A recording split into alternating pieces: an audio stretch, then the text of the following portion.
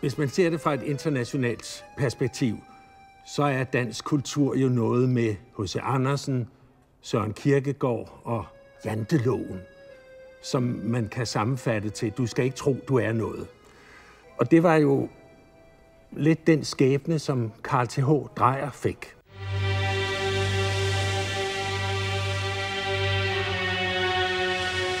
Der findes ikke noget andet liv end at elske.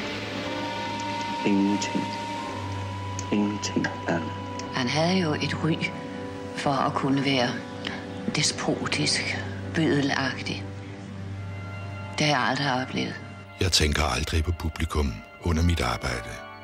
Det gør jeg virkelig ikke. Nå, lærere, nu får I da noget i kassen i dette her dejlige vejr. Nej, det gør vi ikke, direktør, for skyerne, de går den forkerte vej. Vi måtte ikke være sminkede. Vi var ganske usminkede.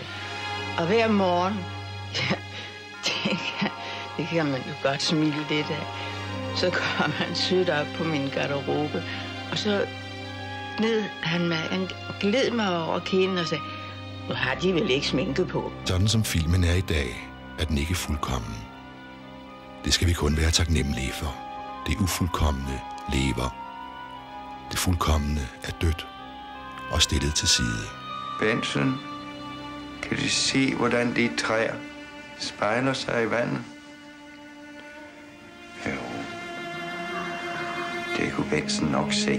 Han kunne stå og være så ydmyg, som man tænkte, nu må man komme det lille jæbløse ind til undsætning, men det skulle man altså ikke. Men da han så kom i gang med Gertrud, så var han så nervøs, sagde han. Fordi han kunne ikke få skuespilleren på plads, som han kaldte det. Hvorfor lave en film om mig?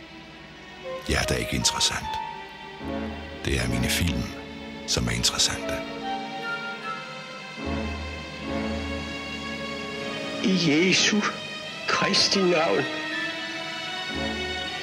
byder jeg dig. Stå op. Skål mig at blive din læste, og jeg er filmmand og vil dø som filmmand.